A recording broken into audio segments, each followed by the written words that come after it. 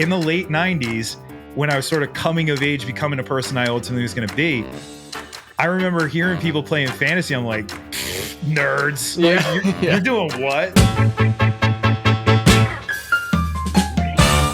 Exciting times. 2 days away from the biggest fantasy draft day of the year. Yeah. Oh, yeah. That's true. Very true. Yeah, man. I'm super pumped to have you on. I don't know if people realize that, like, you and I go so far back within the space. This is back in I don't even know if people realize that I wrote for PFF for I don't know, how long was it? 3 months, something along those lines.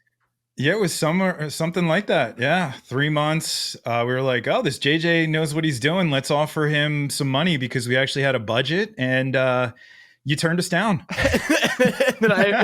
and then I immediately pieced out, and I got a gig at Number Fire, and then the rest, as they say, is history. But you spent almost a decade, right, at PFF?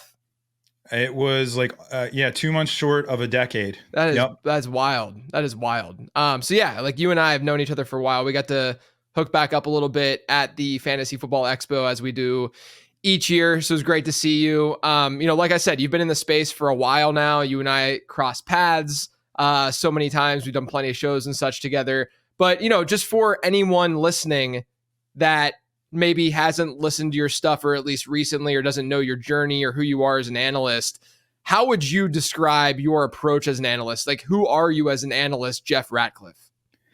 Wow. That is, that could go in so many different directions, but I think to start, I should say that fantasy is just my excuse to talk about football. Yeah. And I think that's a really important thing. Like, JJ, part of our generation here, as Rich Rebar calls us, the CD generation, we were in between VHS and then MP3 streaming and all that. But our generation, we didn't just go out and say, hey, start this player because I work for 3 or 4 letter network. It was, here's what I'm doing. Here's, my knowledge of the game. Here's how I'm applying it to fantasy football, and then taking it from there. And I think a lot of that for me comes from my background. I was a grad student in the aughts. I was a college professor throughout the course of getting a PhD.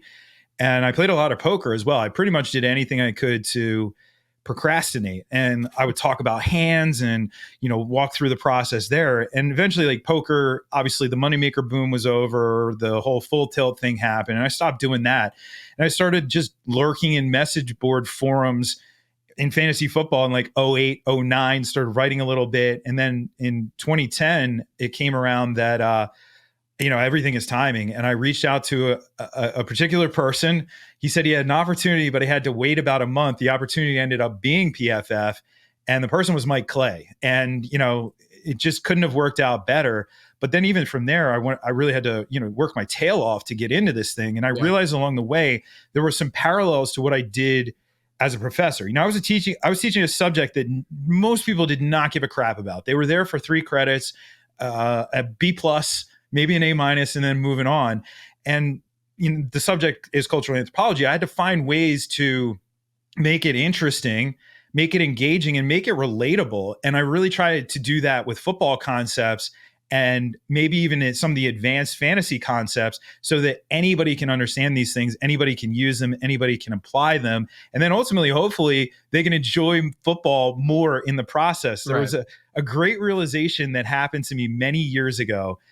On a Sunday, like a lot of people, was sitting there watching games, had the laptop open with the scores, and I was utterly miserable because whatever was happening with my fantasy teams. And it was at the end of the day, I realized, holy crap, I just hated watching football. That should not be the case. Yeah. So I don't even pay attention to box scores anymore or anything like that throughout the course of the day. I just want to sit there and enjoy the game, because we're lucky enough to get to see these players doing superhuman things on the football field. That's a really healthy outlook. I wish I could get to that place where I'm not tilting over every single play. And then at the end of the day, it always ends up just kind of being a moot point to begin with. You're frustrated, you're annoyed at 1:30, and then it ends up being fine. It's never that big of a deal. That's a really healthy approach and way of thinking of things. How did you get so into football in the first place? Was it just you being embedded where you grew up? Obviously, in the Northeast especially, it's going to be a place where football is just sort of a part of that city, the city that you grew up in, city I grew up in, same deal. Was it that, or were you a player? What was it? No, I wasn't a player. And also, don't believe Google out there, people. I was not a former professional lacrosse player. That is another person named Jeff Ratcliffe. That's This hilarious. dude actually doesn't live far from me in Pennsylvania, and he knows that I exist. I know that he exists, obviously, but Google does not realize we're two people. So it's his Wikipedia and then my pictures everywhere from doing stuff like this. But anyway, no, I ran track and field in the high school level and the college level. I actually didn't play football outside of Pee Wee football. But the reason why I got so into this aspect, believe it or not, JJ, and it's so weird because I don't really pay attention to this sport anymore, but it's baseball. Yeah. I grew up with baseball cards, and my favorite thing to do was look at the back of the cards. Yep. And I remember in the late 80s, you'd get some of these guys who had played since the early 70s, and the back of the cards just all these stats. Yep. And I'm like, what did that look like? That was me as a kid. I'm like, what did this look like over 162 games? Was it up and down? Was it consistent? Right. What did this look like? And so I was always into that. But then also, I was a pretty typical four-sport American. We had 4 sports in Philadelphia. So it was easy to follow all 4 major professional leagues. And yet, growing up as an Eagles fan, my favorite players were not Eagles. Growing up as a Sixers fan, my favorite player was Michael Jordan. So I guess I was made for fantasy anyway, but I loved Dan Marino and John Elway. But I especially loved Dan Marino because he was doing these things that, other than Warren Moon in that era, nobody was putting up numbers like that. And Warren Moon's a different discussion unto himself. And I think that was what ultimately kind of paved the way. But I will say this, in the late 90s, when I was sort of coming of age, becoming a person I ultimately was going to be, I remember hearing people playing fantasy. I'm like, nerds. You're doing what? That's so nerdy. And then only a couple of years later, I was super into it myself. I feel like that's the path that a lot of people, whenever they initially hear about fantasy football, they're like, oh my gosh, this is so stupid. This is so dumb. And then you start to dig in and you just realize the connection that you build around the game of football itself. And it's not just about, whooping up on your teammates or your league mates rather, and, building these teams. It's also just having a deeper appreciation of the game itself. People always come up to me and they're like, oh, you're from Pittsburgh, you're a Steelers fan. And I'm still a fan, I guess. That's my team, if I'm supposed to pick a team and root for a team. But the feelings I have about that team are not nearly the same as they were, even 10 years ago, where I just have appreciation for 10 years ago, JJ would hate me, or 15 years ago, JJ would hate to hear me say that I like Lamar Jackson and I like the Ravens and John Harbaugh and what they've done there, right? But it's just, this is what fantasy football does. You just have this natural appreciation for other players. And to me, that's a really healthy relationship to have, with the sport and such. So it's good to hear you say that. Let's talk a little fantasy. Let's talk about some takes. Let's start more on the strategy game theory side. Right now this season, we're seeing wide receivers get drafted earlier than probably we've seen in the decade plus that we've been doing this stuff. And my question to you, obviously, with best ball, it leans in that direction just for a lot of strategy related reasons, but we're seeing more of these zero RB type teams in season long managed leagues too. My question just is, what do you think of that? Do you agree with it? Do you think that that's the way it should have always been, or have people just gone mad and they've just gone way too wide receiver heavy? Well, I mean, first and foremost, don't make the mistake, if you're listening to this, of comparing what you're doing in best ball with what's going to happen in your home leagues. Yeah. It's not a fair comparison because it's a different game, especially if you're in BB Mania or something like that, where you're playing a tournament where you're trying to beat thousands upon thousands upon thousands of lineups. And you don't have to make start-sit decisions, and you don't have to make waiver decisions, and you don't have to worry about trading. So it's just a different game. But to answer your other question, I don't know if it should always have been this way, because if we compare the league to what it was 20 years ago, Sean Alexander doesn't exist in today's NFL. Right. Our top, McCaffrey was 339 touches last year, right? 339 touches. What would that have finished 10th 20 years ago in the league? It's just a different game. But in the last, say, decade to decade and a half, as this evolution has taken place from a more run-centric to a more pass-centric league, I actually think this is the right way. And I'll tell you where it happened for me. I always say that I'm never going to go out and tell anybody how to play fantasy football. I'm just going to tell you how I play fantasy football. And you can disagree with me all you want. Just realize why you disagree with me. Don't just disagree with me because you don't like me. I mean, find a reason why, a rational reason why, and then apply that to your own strategy. And you're going to get better in the process. But I play this way because for the longest time in one of my home leagues, in fact, the first league that I was ever in, it's still ongoing. That's my draft on Saturday is in that league. I have everything, my entire career to thank that league for, so it gives me chills even just thinking about it. But there was a long running joke that I could not win that league. So I would make the playoffs every year, and then I would just fizzle out every single year. It even was to the point I was married in 2011 and the best man speech, but best man is also in that league. And that was part of the best man speech was how I could not win that league. And everybody laughed. It was a great time. Well, I did win in 2011, thankfully. And it was the first time I had won that league. It was like 15 years into the league and I finally win it. But I realized what I was doing wrong is I was doing the traditional approach of running backs early and often. I was convincing myself that there was depth at wide receiver. And then I would get into the playoffs and one or more of my running backs would be hurt because we have that volatility. You touch the ball more often, you're more likely to get hurt. I was investing my most valuable picks in those guys. And even if you handcuff, all right. And then I would run into teams with more firepower at wide receiver and I would just get blown out. I'd finish third, I'd make the championship and lose and so on. And so two things that I made mistakes on. I invested too many of my valuable picks at running back as opposed to maybe 1 or 0. I don't mind a hero RB approach if the board is right. Right. But then also, yes, there's a lot of depth at wide receiver, but JJ, there is not a lot of depth at elite wide receiver. Exactly. Yes. Yeah. And that's where I didn't have the firepower. So I do think it is right, but it may not be right for everybody if you can't handle swings. Because it is a little bit more volatile, week over week, but long-term, your ceiling is very high. I just know there are fantasy managers out there who can't take those swings and as a result start playing emotionally. And when you play emotionally, you're going to make bad decisions. I've just told you, I'm kind of real zen about all this stuff. Like when I watch football, I'm kind of quiet. I don't really go high or low when it comes to fantasy decisions either. But that doesn't always fit everybody else's perspective. For me, it works really well, though. Yeah, I think the point about there being few elite wide receivers is a really good one. Because like if you look at the landscape right now, you get like 7 or 8 like really elite guys you feel good about that you'll draft in the first round. You won't think twice. And then you get into round 2 and it just starts to get so flat, right? Where you're like, okay, what's the real difference between Drake London and Marvin Harrison versus Jalen Waddle and, even into like, if you want to like the, DJ Moore range, let's say for some people, or that caliber of player, right? But your point of there being few elite players and few elite wide receivers, you can make the argument that the position is really, really deep, but how many of these guys are actually going to be those difference-making type players?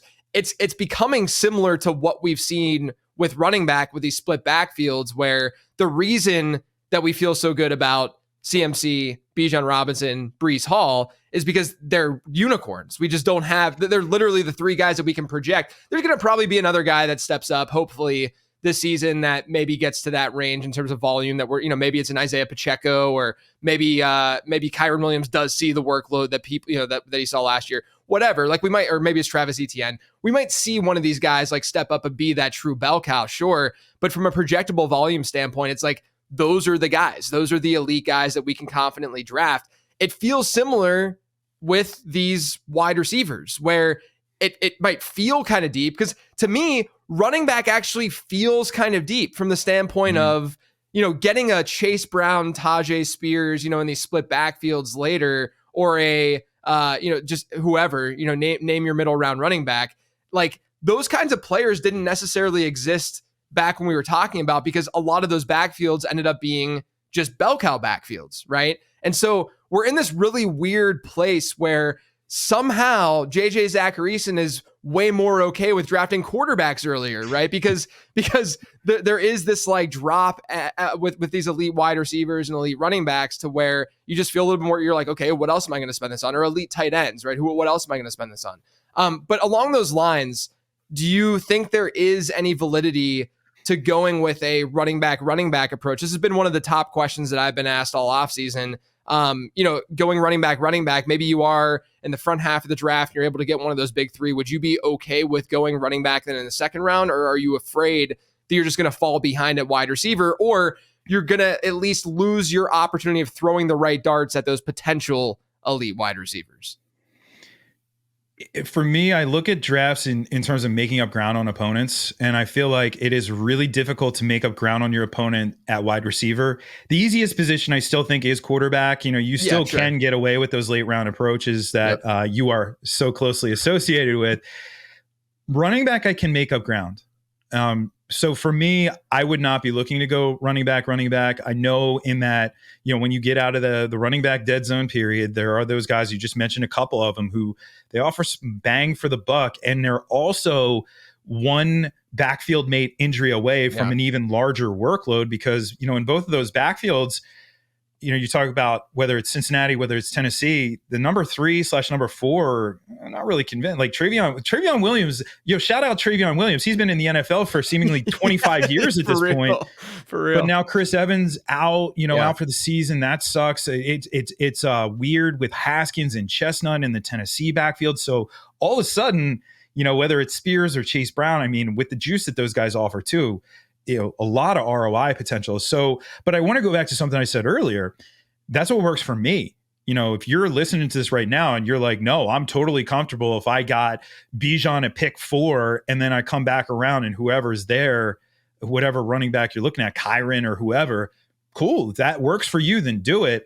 I just know that I've fallen behind with that approach far too many times. And like you said, I don't want to feel light at the top end of my wide receiver group. I really want that group to have some firepower to it. Yeah. And you want to be able to, again, like throw darts at the potential, like, we say that it gets flatter, but a guy like Nico Collins has a much greater probability of being an alpha or being a wide receiver 1 or ascending. And I'm not to say that I'm like high or low on Nico Collins, but he has a better opportunity or chance to do that than Zay Flowers or even like a Pickens or something like that. Like these guys that then go in round 4 into round 5 and so on, where those are the guys that you would be having to rely on if you don't go wide receiver early. So there is that opportunity cost aspect. There is one running back, though. I was looking at your rankings very quickly, in preparation. I wanted to ask you just some stuff about some of these specific players. In the second round, a lot of people are okay, and I'm part of it actually, okay with drafting Devon Achane. And with late round perspectives, I always want I'm trying to find sort of counter arguments and other perspectives on these particular players. Achane, I think we probably would agree on most of the argument for and against Achane. It's just a matter of like where you would particularly land on him. But I'm curious about your thoughts on him, because he, to me, is probably a top 5 most polarizing player in fantasy football this year. Yeah, I mean, I have him as a mid 3rd round grade. RB is at RB 15 right now, which is a little bit lower. The highest I've seen him is maybe 7 or 8 in people's rankings.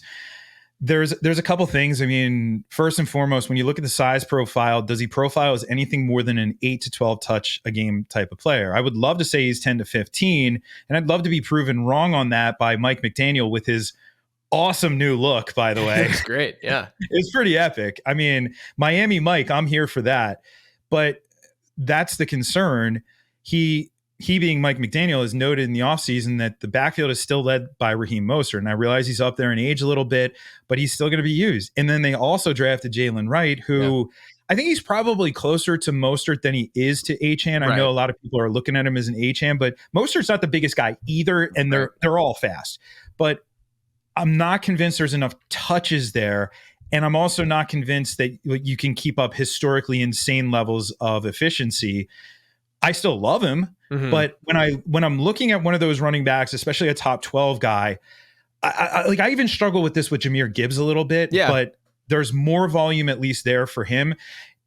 Is there competition in that backfield for touches? And then what does the competition look like? And then where are you getting the ball? Like James Cook is another one. Where are you getting the ball? Are you getting the ball down at the goal line? Well, he didn't last year. It was Josh Allen and Latavius Murray. And this year they drafted a 5'8", 220-pound bowling ball in Ray Davis, who probably could get that work as well as Josh Allen. So that's part of the equation. I do love him, but I feel like if I'm drafting a running back as a top 12 running back on my board, not top 12 overall pick, but top 12 running back, I want a few less items in the con category and a few more in the pro category. Yeah, I think it's fair. Like to me, he just has a super wide range of outcomes. Like would you agree that if things hit the right way and break the right way, you can then see the ceiling for a guy like Achane? If things break the right way, like ultimate right way, then he's like CJ2K in his prime. Exactly. I mean, he could be that type of player. Right. But I also, I am aware, and I think this gets lost in a lot of drafters, like rankings and all of that are midpoints. Projections are midpoints. They're, and they don't have to be the precise midpoint. Right. There's a nuance to rankings. You can move players around, but it's really foolish to rank or project a player at their absolute ceiling. Sure. His absolute ceiling is enormous. We've seen it. Like, it's freakish. Like, this is a guy who he could potentially put an entire week of fantasy production up on 3 touches. And that doesn't even have to be 3 catches. It could be 3 carries with this dude. That's how impressive he is. But I'm a, regression type of person. And I think that is a very viable concern with him. He's still top 15 though. And he's right there. I have him right behind Joe Mixon, Kenneth Walker, those guys in that range who probably figure to touch the ball a lot more than he does. Yeah, it's fair. And you mentioned Gibbs too. I think that Achane is a pretty good arbitrage on Gibbs if you're thinking about it from an archetype standpoint. Like, I think Gibbs is drafted where he probably should be. Like, I'm not going to hate on anyone for drafting him where he gets drafted because obviously the efficiency side is there. And I do think that, given everything that we talked about, and maybe you would disagree, but if you want to chime in, but given everything that we talked about like there being true bell cow backs and very few of them in the NFL, that means that there's more running backs who aren't hitting high volume ceilings. And so what do we have to lean back on? Well, we have to lean back on efficiency a little bit more, right? Now, can we project efficiency as well as people think? Probably not, right? Like you've dealt with this for years and years doing projections and such, and knowing that a lot of these efficiency metrics just end up regressing, and that's the number one thing that we really should be paying attention to. But at the same time, I think that there are some archetypes in general, like a Gibbs, like an Achane, to a lesser degree, James Cook, and then, even to a lesser degree than that, like what we saw last year out of like Keaton Mitchell, right before he got banged up and hurt his knee. And so as a result of that, I think that we are kind of in this newish era of football where efficiency will matter more in the individual season. It might just come down to how well we are or how good we are at actually projecting that efficiency. I think you're right. Yeah, I think you're right. And that is going to be the ultimate challenge, especially when it comes to scoring touchdowns. We know how challenging that is. I tend to take the same approach, the same mindset as our friend Mike Clay, that, I'm not trying to every year reinvent the wheel or improve in leaps and bounds. Like he always says, I want to get like 1% better, and when it comes to projections, it may not sound like a lot, but that actually is pretty sizable. And if you can do year over year, it really becomes a great measuring stick for how effective we can be. This episode is sponsored by Underdog Fantasy. If you haven't played over at Underdog yet, now's the perfect time. There are tons of different best ball leagues that you can join, and there's definitely a league out there that fits what you're looking for. And you can use all the things that I've talked about with guests on Becoming a Best Ball Bro to crush those drafts. But like I said, now's the right time to join up. Because if you go and you sign up and use promo code LATEROUND, you not only get a nice deposit offer, but you also get a free late round draft guide. That's a $25 guide emailed to your inbox after signing up for absolutely free. So head to underdogfantasy.com, sign up using promo code LATEROUND, and make a deposit. I can confirm it's a really, really fun platform to play on. Now back to the show. Now, speaking on taking on some risk in the early rounds, Marvin Harrison Jr., we have not seen a rookie wide receiver. I mean, you could lump Malik Neighbors in here to some degree too, because he's been rising over the last month and a half up draft boards as well. But we've never seen a rookie wide receiver get drafted this high. He's a top 12 wide receiver. He's being drafted as a top 12 wide receiver. Are people nuts? Because I've seen analysts say people are absolutely nuts for going in this direction. I've also seen others say, no, he's elite. This is where he should be going. Where do you land with that Marvin Harrison Jr. discussion? He's an impressive talent. There's no doubt about that. But, Malik Neighbors was right there with him. And there were a lot of actual very smart draft analysts who had Malik Neighbors a tick ahead of him. Now, his quarterback situation is obviously superior. Daniel Jones, that preseason appearance was not rough. good. Yeah. Really, really bad. I don't know what they're going to do there. But the nice thing is, we've seen talented wide receivers put up decent numbers in bad situations. So I'm not worried about Neighbors, but I know he's definitely going before I'm willing to take him. And I think that Marvin Harrison Jr. does as well. I actually do have him at 12, but that's sort of a really clustered, like I could rank any of these guys at, 10, 11, 12, 13, 14, 15, and any order, any day, because they're all basically largely the same. The challenge that I think a lot of fantasy drafters are going to run into, and this is something that happened with Kyle Pitts, even in his rookie season, but especially after that point. But his rookie season, Kyle Pitts goes out, he has 1,000-yard season for a tight end, which is unheard of. Like Ditka, and that was it. That was the list. Now we have 2 on that list, and yet he only had, he was the 2 touchdowns that year. So he didn't find the end zone. And so therefore he was a disappointment. People drafted him at tight end 4, tight end 5, and he finished at tight end 6. So he's a massive disappointment because of that. I may be exaggerating a little bit, but that was the general sentiment. Right. If you draft a player at his ceiling, there's usually only one outcome for you as a casual or even more intermediate level fantasy player. It's disappointment. Yeah. You're going to be disappointed because you expected ceiling and you probably got closer to midpoint. So if you're stepping up to draft Marvin Harrison Jr. as a top 10 wide receiver, be aware of that. Yes, it's a interesting situation. Kyler, I think, is a good skill set match for Kyler. There's very little competition for targets among the wide receivers. Michael Wilson, and then a whole lot of nothing. Yes, McBride is there. James Conner will catch the ball out of the backfield a little bit, but it's a good spot. However, that would be my biggest fear, is drafting him at his ceiling and then expecting ceiling level production. Yeah, I think that's fair. There's definitely, just in general, like I think that we have to recognize too, just as like a fantasy community, that when you're drafting players in the first round and a half of a draft, there's only going to be a handful of players that actually like exceed. And I say handful, I mean like 4 guys that like truly exceed that expectation of what we like what we're expecting these guys to do based on that draft capital. Like we're all we feel very confident about, the big 6 or 7 wide receivers or however many there are. Like we feel good about Amon-Ra St. Brown and Justin Jefferson, but number one, some of these guys are probably going to underperform. And then you get to the latter parts of the first round and you get into a little bit more ambiguity. We can love Garrett Wilson. There's obvious reasons to like Garrett Wilson. But again, meeting expectation is not very easy, in those early rounds. And I do think you hit the nail on the head with Marvin Harrison Jr. And it goes back to what we were talking about before. When you get into the second round, things just get flat.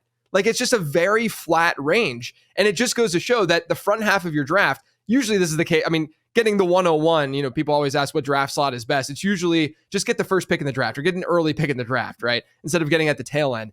This year, it's just so glaringly obvious that the front half of your draft is better than the back half, because the front half, you end up getting one of those studs. And then the second round comes around. Everyone's the same in the second round. And then there's another drop off as you get to the end of the third round. So you can get screwed again if you're in that back part of the first round. So I think that's kind of why, because I have Marvin Harrison ranked pretty similar. I actually now have him below. I like Jalen Waddle a lot this year, so I have Waddle ahead of him. And I actually like Chris Olave with the offensive coordinator change and stuff there. And so I think that you can make the argument for him over Harrison and stuff. And I'm not going to fault anyone if they want to throw like a Nico over him or a Devontae Adams over whoever. Like there's just so many of those guys. But I still have Marvin Harrison, ranked in that like top 12-ish range. But a lot of that just has to do with the alternatives there. Like what else is there to really throw ahead of him? But I will say that if you look at like historical rookie production and you look at how they perform versus ADP expectation over the last decade, it's been pretty good. We just haven't seen a wide receiver, because obviously expectation rises if you're going in the early second round. But guys like Jamar Chase when they were rookies, and Amari Cooper is another one who was drafted relatively early whenever he was a rookie. Those guys dominant. Like they had a really good rookie season to be able to beat expectations. So I think that's sort of the look for Harrison. Were you one of those people who had Malik Neighbors above Marvin Harrison as prospects, or were you Harrison over Neighbors? No, it was Harrison over Neighbors. Fortunately, last year I followed college football more than I ever had in the past because I actually had to cover college football. And that was a short segment for that other pregame show that I'm on throughout the season on CBS Sports Network. But it was like I had to know what was going on and to get to watch them very closely.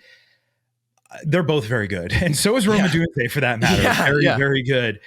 The landscape is changing. You know, part of this is because running backs aren't getting paid what they used to, and especially when you look at the overall salaries in comparison to some of these other positions, like top running backs getting 12 million a year, top wide receivers getting 30 plus million a year. It's not even fair. And so, you know, I actually talked to Mark Ingram when I was at the Super Bowl on Radio Row, had him on my radio show. And I asked him flat out, like, do you think this is going to change at the youth level? And he said, I do. He said, you know, back when I was young, you were the best kid on the team. You either played running back or quarterback, right? Yeah. And he said, now a lot of those kids are now playing wide receiver, corner, like things like that, playing both ways maybe. And now you also have kids coming into the college level with polished route trees. Yeah. Like that, remember the third year wide receiver? We just don't see that anymore because there's so much more polish coming into this. And like all three of those guys that I just mentioned are uber polished already. It's going to change things for sure, but this will also be make or break. Like if Marvin Harrison Jr. does not meet expectations, we know the pendulum always swings way further than it should. Yeah. Like remember 2016, the year of zero RB, and Allen Robinson gets hurt in the very first game.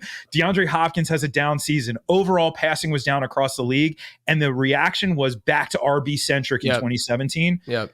That could happen with rookie wide receivers. Who knows? I mean, we'll see. Yeah, it's a good point. It's a good point because, I mean, look, like I said, rookies historically have been very, very good against ADP in redraft, but we haven't seen ADP quite like this. We have at times with running backs, obviously didn't work out as well for like Bijan and like CEH, but it did for Zeke and Jahmyr Gibbs, who had relatively high, Saquon, like Najee Harris. Like it's worked out for a lot of those guys too. It's just this is the first time that we're really entering this landscape with wide receivers. And by the way, you mentioned Mark Ingram. If you ever talk to him again, tell him to unblock me on Twitter. I once look, it was my fault. It was 100% my fault. It was when he got suspended for steroid use and he returned to action. And I sent a snarky tweet because he had a really, really good game, the first game back after his suspension.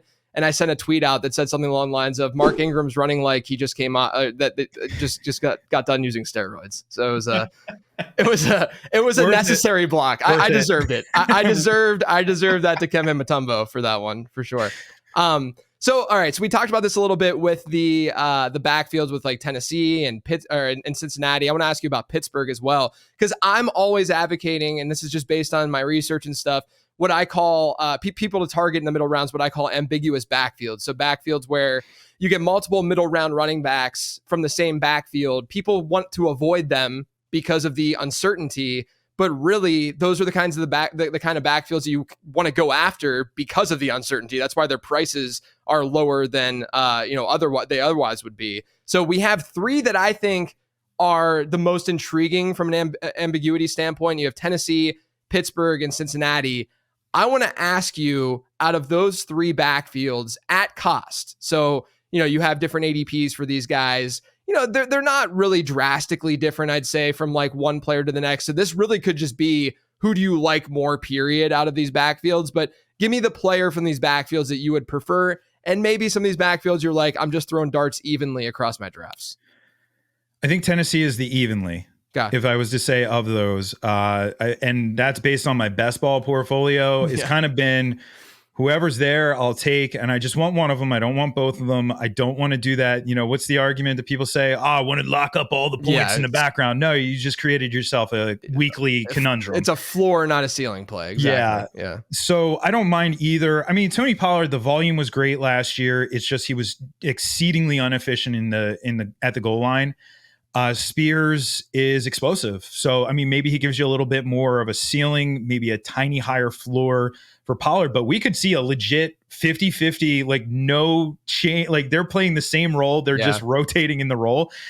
So that's the one drawback there. Pittsburgh, you know, I originally was thinking Warren, but, and it's not really the hamstring as much. Like, I don't think Najee Harris gets the appreciation that he deserves. I kind of agree with you. Yeah, I kind of agree with you. if you did that thing that people do on Twitter where they're like, here's player X and here's his stats, like nobody would be able to guess that it was Najee Harris. He has not missed a single game in his career. He's topped 1,000 yards each of those seasons, double-digit touchdowns, total touchdowns first 2 years, 8 last year. He catches the ball out of the backfield. Sure, he's a plotter. Sure, he's not explosive, but the world needs RB2s as well. Like they can't all just be elite running backs. And Najee Harris kind of checks that box for me. Now, of course, it's the Artie party in Pittsburgh with Arthur Smith, so you do have to at least deal with that. As far as Cincinnati, like I'm with you on this one. It's Chase Brown, and it's not really close for me at this point. I do have Zach Moss best ball shares because you have to if you're playing in enough best ball leagues. But Chase Brown gives you that explosive upside. I mean, he is a screen pass dynamo. Yeah. I mean, get the ball in his hands and let things happen. And in the process, like I'd always had this perception because when you don't see these guys in person, some guys maybe play a little smaller or a little bigger than what they really are. I thought he was smaller than he actually is. Like he's not a small, he's not 185 pounds out there. So he actually, and he handled a big workload at the college level. So he could potentially take that backfield and run with it. The other thing too, and I know you've dabbled in some next gen stats a little bit. Zach Moss was one of, if you looked at speed last year, he was one of the slowest backs in the league. And it was like, the list was at the bottom of the list was like Zach Moss, Kareem Hunt, who was on his last leg. Like literally. And like, do I really want that? Like, sure, he can have some plunges for touchdowns, but I don't want to play the Mike Allstott game here. I would rather have that explosive upside in an explosive offense. So Chase Brown there. Yeah, I like those picks a lot. The Najee thing, for whatever reason, he's been one of my highest rostered Best Ball Mania backs, and I'm like 135 in, so I'm almost maxed out in Best Ball Mania. And a lot of the logic there is I just think that Najee might be one of those guys that coaching staffs like more than a fantasy analyst does when we're looking at some of these efficiency metrics. But not only that, he really wasn't that bad. I think that like I faded him I wasn't as into him last year at cost just because he was going in like the third round. Now he's not going in the third round. And so, last year, I was part of the, well, what if Jaylen Warren is like they want to split the backfield up more than we think, yada, yada, yada, which sure, like good, relatively proper take. But I won't lie, Najee Harris's numbers, especially like down the stretch last year, he was a lot more efficient than I think people realize. Like he wasn't nearly as bad of a actual running back than folks realize. And now you get Arthur Smith coming in. It wouldn't shock me if, sure, it could end up being a 50-50 situation. That's why ADPs look the way that they do. But it also wouldn't shock me if they just slightly favor Najee a little bit, and that's enough for him to beat ADP. And then you have the upside of, okay, Jaylen Warren's already hurt, obviously, but if he does get hurt more long-term, it doesn't seem like it's long-term, then Najee's ceiling will definitely hit. I like the take with Tennessee. I've been getting both of them. I always just say I'm going for Spears because he's been cheaper for the most part, but I think Pollard, like you said, Tony Pollard last year, from like an expected fantasy point standpoint, was totally fine. He just couldn't find the end zone. He couldn't convert at the goal line. That's been really, really frustrating. And then the Chase Brown stuff, man, like he carried a huge workload in college. Like you said, a little bit bigger. He's like 209-ish, a little bit bigger than people realize. He's not that much smaller. There's not that big of a size difference between him and like a Zach Moss. I think it's just that, maybe it's just like the way that we view things with the explosion and the explosiveness is that when you see that kind of speed, you automatically think less weight, and you attribute less weight to that player. But yeah, I mean, do you think it's a reasonable thing to think in terms of range of outcomes that Chase Brown could end up being a bell cow in Cincinnati this year? I mean, it's within the range of outcomes for sure. It's, how do we define bell cow? Are you talking like 16 plus touches per game? That might be tough. Yeah. But then again, if Zach Moss is a plotter out there, then, strange things happen. Last year coming in, everybody said, oh, it's going to be Dameon Pierce. And it was Devin Singletary, right. The guy who we didn't see coming. I think a lot more of us see the Chase Brown thing coming. And the beautiful aspect here, and this is why I love avoiding the dead zone and then really attacking after we get out of the dead zone, is if you hit on even one of these guys, the ROI on that is massive for your team, and you're way ahead of your opponents in the process. So you kept pace with them at wide receiver, or maybe even outpaced them at wide receiver, and then boom, you just caught up to them, hopefully laughed him at running back as well when you hit on guys like that. And that's what I'm looking for. Massive ceilings. He does offer that. Right. The running backs that are going to go a round or two ahead of him just aren't going to give you, in terms of even projectable output, like yes, their projectable output looks better, but the delta, like the actual difference in that output, is just not significant enough and not like league winning enough for you to say, oh, I got to get this guy who has his backfield to himself versus this other guy who's more in this ambiguous situation, who can at least give us maybe some flex low end RB2 production without an injury, but with an injury or just talent emerging. It's rocket ship emojis. All right, so let's talk about the quarterback position. Obviously, something that I've written about a lot in my history, and I feel like every time I go on podcasts now, they're like, "You got to talk about quarterbacks, man, because you're the late round quarterback guy." And I'm like, okay, this is like it's a little bit of a different landscape these days. But speaking of that landscape, how are you approaching that position this year? And do you agree with me that the market at quarterback seems incredibly efficient, especially versus what it was 5, 6, 7 years ago? I do agree there. The common man, the water cooler drafters out there have caught on. Used to be they drafted quarterbacks early and often because they scored the most points, and they kind of neglected to understand value over replacement and all of that. So yeah, it has caught up, but there still are a lot of folks who feel that need to draft the quarterback early, or they do this thing that they feel the need to fill their starting spots and then draft their bench. And I always say, hey, if you're drafting bench players, you're not drafting starters. They're players who should be on your bench. So maybe pivot away from that and start thinking about it as a complete roster, or like a holistic view to your roster. But yeah, much more so. I still think that there are spots to find value at quarterback. And the way that I've been approaching it is kind of seeing if there's any chance one of the elite guys falls, and I say 3 rounds, which doesn't happen in home leagues, but it occasionally happens in industry leagues, then I'm going to pounce on one of those top 4. Otherwise, I find the best value is usually round 10, weirdly enough. Top 12 guys in one quarterback leagues fall to round 10. Yeah, they do. You will occasionally see Brock Purdy. I had a subscriber at ftnfantasy.com who said he got Kyler Murray there. I was like, dude, that's stealing. That's like, crazy. That's great. Like they leave him there, then take him. If not, then yeah, I'm totally happy to go with a late round approach. But if I can grab Jordan Love, Brock Purdy, hell, if you're going to give me Kyler Murray there, I'm not getting Richardson. We know that. He's not going to make it. I'm not getting Stroud. Dak Prescott. I don't know why people have this aversion. They're like allergic to Dak in some fantasy leagues. Guy had 36 passing touchdowns last year, and he could be playing for the most lucrative free agency contract in NFL history if they don't figure something out. And it doesn't sound very good right now there. Yeah. So I would love to do that. Those are the guys. I don't think Burrow gets there, but those are usually the guys who might be available in round 10. Yeah. I think in most normal leagues, you're going to find that a low end QB1 will just naturally fall because people aren't going to be taking backup quarterbacks before they're filling out some bench spots on their roster and stuff. And so naturally you might be able to take advantage because there's a pretty decent tier, of those players. Are you drafting the rookie duo, the Jaden Daniels, Caleb Williams duo? Well, I was drafting Jaden Daniels until he went up boards. Like if he's going in round 9, then no. Yeah.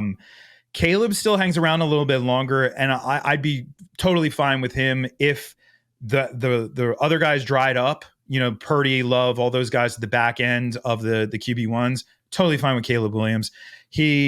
And this isn't a reaction to the preseason. I watched him all the way through college. This is a kid who came in at Oklahoma, had a Heisman candidate, a possible first overall pick ahead of him, and he said, screw that, I'm taking the job from this dude. And obviously Spencer Rattler has turned out to what Spencer Rattler is, but it not phased. Mm-hmm. I loved in Hard Knocks this week where he's like, the only time I ever got nervous was my first game in high school. That blew me away, just hearing that, because I believed him too. Whenever he said that, it's crazy. Oh, yeah.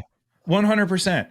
He has the ability to play both inside and outside of structure. He can make throws that, a lot of these guys can make in practice. He can make it in a game. He has the ability to move. He's not Jaden Daniels from a speed standpoint. He's more Mahomesian in that he will take what the defense gives him, but also that scramble. He did show some athletic chops to scramble out of trouble and then ultimately turn it into 6 points for his offense. So I like him a lot. If I was going to get any other guy like for, the ability to exceed expectation with a ceiling in this range, like Trevor Lawrence and Justin Herbert, they're going in the late round. And I mean, rightfully so. But remember, last year, you weren't even sniffing either one of these guys in this range. They still have that ceiling. Yes, it's a different situation a lot for Herbert. It's not for Trevor Lawrence. In fact, he has maybe better weapons downfield for more of a, the upside. So I don't mind those guys. And I mean, you can get Tua for free back here as well. Like there are still options if you don't get that value in the 10th, 9th, 10th round, like I mentioned. Yeah, no, I think those are good call outs because we're going to see one of those guys probably have sort of an outlier touchdown rate type season because we do every single year with these pocket passers. Now, are we going to be able to pinpoint exactly who that dude is? Not necessarily, but I think that you can at least increase your probability a little bit. Like you said, like Trevor Lawrence is someone that I've gone to a lot, and like best ball especially. Not only is he easily stackable, but like you said, it's like they add Gabe Davis, who at least can play the role that he plays, and then Brian Thomas, who I liked a lot as a prospect and already is showing up. You have Christian Kirk, who can play both inside out, probably will play inside in 3 wide sets. I mean, it's a good offensive situation, and we know the talent hypothetically would be there for Lawrence. I like that call out a lot. Speaking of Jacksonville, just as an offense in general, if you're able to pinpoint offenses at a high level instead of just digging into the individual players, you can win fantasy football just by doing that, by understanding which offenses in general are going to exceed expectation, because everyone in an offense will then be able to exceed expectation. Do you have any sort of lower key offenses that you think are flying under the radar right now that might be able to surprise people this year? Yeah, there are some every single year. I mean, you do have to dig in the crates a little bit for sure. You can't just say Atlanta because everybody's going to say Atlanta, right? I think a couple that would stand out to me, like we talked about the Tennessee backfield, like if Will Levis does take a step forward, and let's read between the lines. That's why Brian Callahan was hired. Exactly. If he can take a step forward with his ability to push the ball vertically. Now, granted, that was to a fault last year. Like the age-old misnomer is that young quarterbacks check down. No, they don't. They throw vertically, and that's a problem in the NFL with these athletic safeties back there. But you do have a downfield dynamo in Calvin Ridley, and DeAndre Hopkins was coming off a rare downfield target year for him too. So there's a lot of juice there. I think those guys could potentially exceed expectations, even though they're not, we've never heard of these guys. They're household names, but they're still much better values. Like Calvin Ridley's way better valued than last year. Denver, I really think Bo Nix is a solid quarterback. He can move the offense. So Cortland Sutton, you're getting at dirt cheap value. If Javonte Williams can actually get back to pre-injury form now that he's a full year removed, return some value there. And then the squad that I think is probably the most intriguing, but by far the most question marks, is Carolina. Dave Canales was able to revitalize Geno Smith's career. He was able to revitalize, and granted, give credit to Geno, give credit to Baker Mayfield, but he did the same thing for Baker Mayfield. Can he now do so for Bryce Young only in year 2? They may not have Xavier Legette out there in the beginning of the season because he missed so much time in camp. It might be Mingo early, but you don't draft a dude at the end of the first round at wide receiver to keep him as your number 4 receiver. If Deontay Johnson can stay healthy, he should exceed expectation. And then Jonathan Brooks depends on when he gets on the field, but he's a superior player to Chuba Hubbard and Miles Sanders. Yeah. So I think that's a team. It's going to take a little bit of time to gel, but let's not forget, like last year, 5 weeks into the season, people are cutting Jordan Love left and right. And then he goes on down the stretch to play at an MVP caliber. He was doing things that really we had only seen out of MVP quarterbacks in the past. So it does take some time for some of these offenses to gel. But, those would be some of the deeper ones that I'm not afraid to get exposure to because the cost is so cheap right now. Yeah, I love those calls. I love the Tennessee one in particular. You mentioned the Will Levis stuff, throwing it downfield. He threw it downfield 20 plus yards at like 8 percentage points higher than any other quarterback last year. It was just absolutely wild. But here's the thing, like with Will Levis, you get better weapons around him. You get a pass heavier offense too around him with Brian Callahan stepping in. They're going to run a lot more 11 personnel. Like, could we see just like a DGAF Jameis Winston type year out of Will Levis? And yes, I think we could. And if we do, that's fantasy football heaven. Like that's what we would like. We don't care about the interceptions as much, right? Like they're not that big of a deal, even from a quarterback scoring standpoint. But if you're going to see that volume and see that volume down the field, I'm with you, man. I have a ton of Calvin Ridley. Unfortunately, I have a ton of DeAndre Hopkins. I only say that unfortunately because obviously his ADP fell, after the injury. But I don't want to say all in on the Tennessee offense, but I think that's at least my 1A offense that could end up surprising this season because there's just a lot of pieces to be bullish about. And it's not like I always like when we get this like regime change and like you might see a complete, a black and just a flip of what we saw with Vrabel and going to a completely different philosophy with Brian Callahan. The offensive line is somewhat of a question mark, but they got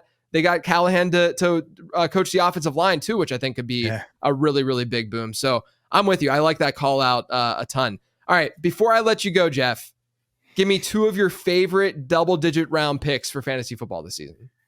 I love drafting for ceiling at wide receiver in this range. So the first one is going to be A.D. Mitchell, and also another player who may not necessarily be a clear starter at the beginning of the season, but he is a speedster, can play downfield, and it's always alarming if you have a player who does something and then the team drafts a kind of the exact same player. Yeah. So Alec Pierce, even if he is having a nice camp, the writing was on the wall there. Now they'll probably both be on the field as long as Josh Downs is out, but once he's back, I mean, this is like a late season play with that big arm of Anthony Richardson. I love the fit there. And then the other one, all right, well, let's react to the news of the day. I think Luke McCaffrey is kind of interesting now all of a sudden. I didn't initially, but hey, like a week ago, we hear Dan Quinn saying they're searching for their number 2 receiver, and everybody's like, well, Jahan Dotson, I guess that isn't a thing. And now obviously it isn't. It opens the door. There's, De'Ami Brown is there, Olamide Zaccheaus. Those guys aren't going to move the needle as much as a guy with the last name McCaffrey, who isn't quite his brother, no, but he can be an effective slot receiver. He has a little bit of juice to him as well. He can run after catch, and he's now seemingly going to get an opportunity to contribute in that offense. So why not throw a dart at him in the late rounds? Yeah, I think that's a great call. And for the record, we're recording this on Thursday before, there's been rumors flying around about like Brandon Ayuk going there and them opening things up. So just to be clear, we have no idea what they're doing aside from the fact that they traded Jahan Dotson to the Eagles. That's all we know. And seemingly, like, look, bottom line is anytime a team makes a trade like that, like I think that 99% chance that they did that because he was a potential cut candidate and they didn't want to like fully, not that they would just full on cut him, but they wanted to get something for him because they didn't like what they saw out of him. To your point, they were talking about that through the media just last week. The thing though with McCaffrey is like too often fantasy managers just think in terms of like wide receiver 1, wide receiver 2, wide receiver 3 with these teams. With every wide receiver is playing like a different position, right? Yeah. And when it comes to McCaffrey, like you said, he's a slot guy, and that's huge because they were lining up Dotson in the slot to get some slot work. He's played on the perimeter throughout his brief career so far, but they were lining him up in the slot with De'Ami Brown on the perimeter, right? And so if Jahan Dotson is gone, that is a quite literal replacement place for Luke McCaffrey to step in and see work there. And it's kind of been a position in the Cliff Kingsbury offense that's not been that bad in terms of being targeted at a pretty decent rate. So I'm with you, man. I think that's a very, very intriguing pick for sure. And interestingly enough, Adonai Mitchell, someone who played on the perimeter in college, is now getting some slot work with Josh Downs out. So that's good to see that like he's not just stapled to that one place in that one position. And you mentioned him being sort of like an Alec Pierce, just straight up replacement. In my prospect model, Alec Pierce was one of Adonai Mitchell's top comps, statistical comps. So they have a type. Yeah, that's the alarm bells. Interestingly enough, by the way, Bo Nix, my comp for him was Russell Wilson. So there you go, Sean Payton. Real quick too, before we do get out of here, you made a great point there. Teams do not think of it this way. And I got attacked, imagine this, on Twitter. Never. At the NFL draft when I said Brock Bowers doesn't play the same position as Michael Mayer. And people were like, duh, they play tight end. No, but Michael Mayer is an inline tight end. Like he's a catch and fall down dude. Now he can catch quite well and he can also fall down well. Brock Bowers is a dynamic weapon who is a move option who's probably best put in the slot or even out wide. Right. They play different positions. Coaches look at it that way. When you watch them draw up on the board, they don't say wide receiver 1, 2, 3. They're X, Z, they're letters for these positions. And some guys can play across those positions, but a lot of them don't, and that's really important intel, and great call out on Luke McCaffrey. Yeah, I mean, look, and that's why like fantasy analysts who are digging into that stuff a little bit more than others, let's say, or just like, average and casual NFL fans, like we looked at like the Giants last year, for instance, and we're like, why do they have 8 slot receivers? Like why, like all they're doing, and then not only that, but then they draft Jalen Hyatt, who in college, in that really weird system that he played in, he lined up in the slot where he got the majority of his production. So it was like, this is kind of a weird fit too, when they clearly need a perimeter guy. Now, obviously they go out and they get Malik Neighbors, who can play anywhere, this season, but that's the kind of stuff that's more interesting, I think. And most important to us is understanding the type of receiver that we're dealing with and how they sort of slot in, because a lot of times you might see, a guy that looks like he could be the wide receiver 2 or quote unquote wide receiver 2, but maybe he's only a slot guy and they already have, a very, very good slot guy in that lineup. And so that player then is not going to find the field nearly as frequently, which is why this Dotson move, the biggest, obviously Terry McLaurin, probably a little bit of a winner, but to me, the biggest winner has to be Luke McCaffrey at the end of the day. Has to be. Yeah, I love that right there. And I think that the fantasy masses will adjust a little bit as we move into these final 2 weekends of drafts, but you're still going to be able to get them in the late rounds. Yep. So good call out. 100%. Jeff, man, this was an awesome back and forth. Love chatting it up. Let everyone know where they can find you and what you're working on. Yeah, absolutely. So ftnfantasy.com is the website. If you want to use promo code RATPACK, you get 10% off. I have a radio show on Sirius XM at 9 to 11 a.m. Eastern, the very originally named Jeff Ratcliffe show, Monday through Friday. I have a podcast called The Rant, and this season will be my 9th season on CBS Sports Network. Sunday mornings, 8 to noon Eastern. It's called That Other Pregame Show, or TOPS. It's a comprehensive look at football. It's not just a regular pregame show. We have all that stuff, but we also talk betting, fantasy, all of that, all on one show. It's the best show out there. And we're the first show, boots on the ground, at 8 a.m. on Sunday morning. So Tune in. I can't believe it's been 9 years already. Neither can I. That is wild. Time flies. Yep. You can find all my stuff as usual over on lateround.com. Check out the draft guide. Make sure you use that underdog promo. You can get a free draft guide if you're not an underdog user with promo code lateround.